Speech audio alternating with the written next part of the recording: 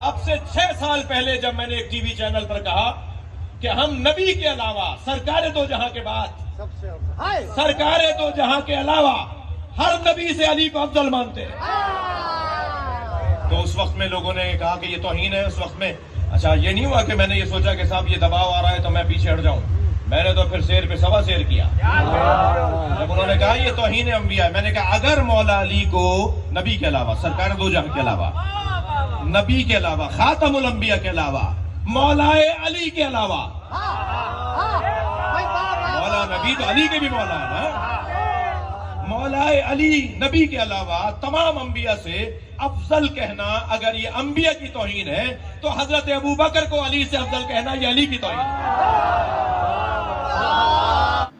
انا ارسلناک شاہدا ومبشرا ونذیرا لتؤمنوا باللہ ورسولہ وتعزروہ وتوقروہ وتسبحوہ بکرۃ واسیلا۔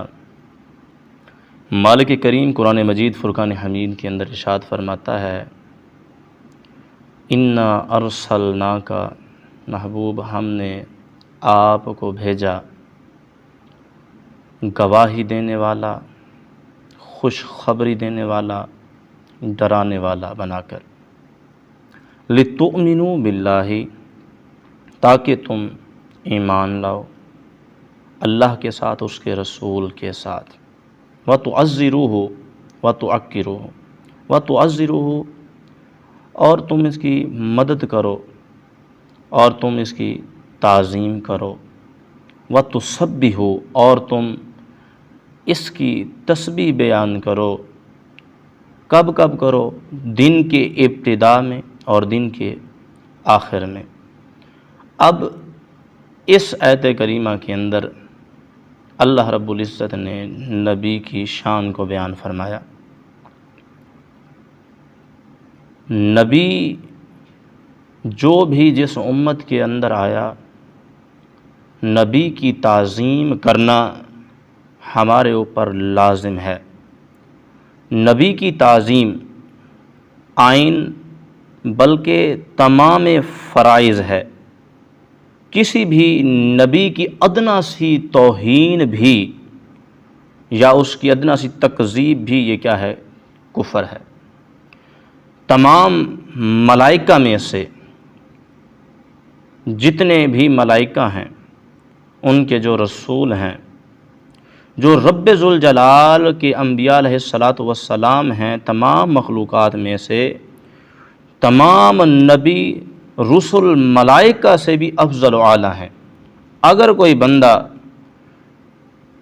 عبادت کر کے، ریاضت کر کے مقام ولایت تک پہنچ جاتا ہے، جتنا بڑا بھی ولی بن جائے وہ کسی نبی کے برابر نہیں ہو سکتا، اور جو بندہ کسی غیر نبی کو نبی سے افضل مانے، فرمایا وہ دائرہ اسلام سے کیا ہے؟ وہ خارج ہے۔ اب دیکھنا یہ ہے کہ نبی کی تعظیم اور توقیر کرنا، نبی کی تعظیم و توقیر کرنا ہمارے اوپر لازم ہے۔ جواہر البحار کے اندر موجود ہے، فرمایا کہ بے شک اللہ رب العزت کے جو رسول ہیں ان کی تمہارے اوپر جو ہے مدد کرنا، ان کی اور ان کی تمہیں تعظیم کرنا تمہارے اوپر فرض ہے، لازم قرار دی گئی ہے۔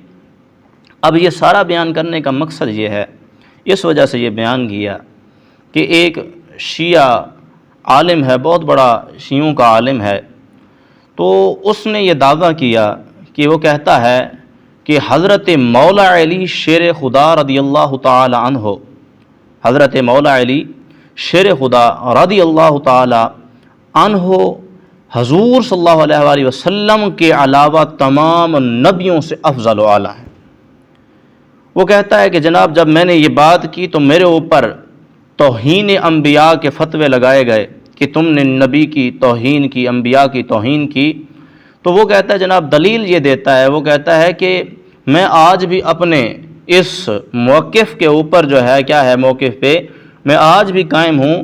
وہ دلیل یہ دیتا ہے جناب والا، اگر تم مجھے یہ کہتے ہو کہ انبیاء علیہ الصلاۃ والسلام کی یہ توہین ہے کہ حضرت علی حضور کے علاوہ تمام نبیوں سے افضل و اعلیٰ ہیں۔